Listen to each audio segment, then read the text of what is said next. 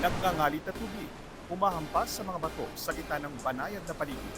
Ngayong kumakagat ang tagingin. Damhin ang adrenaline rush sa Cagayan de Oro. Hindi lang isa, hindi lang dalawa, kundi mahigit 10 rapids ang magpapakabog ng dibdib sa tinaguriang whitewater rafting capital ng bansa. Siyempre, safety first bago magpaagos.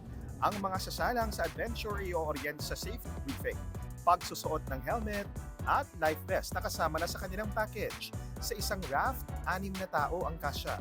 May kasama pang 2 guide na siyang titimon kung kailan sasagwan at paano haharapin ang mga malalakas na agos ng tubig. Matindihang kapit talaga ang kailangan. Ang doktor na si Kim, unang beses daw sinuong ang mga rapido ng CDO.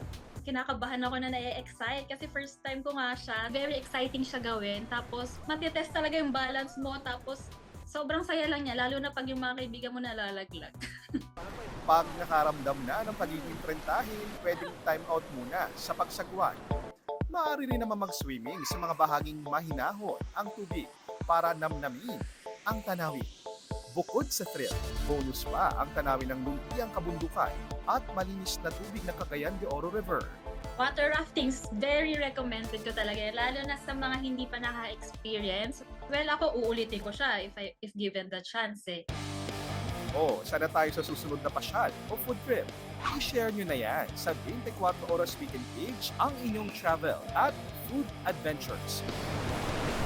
Ako po si JB Soriano, nakatutok 24 oras.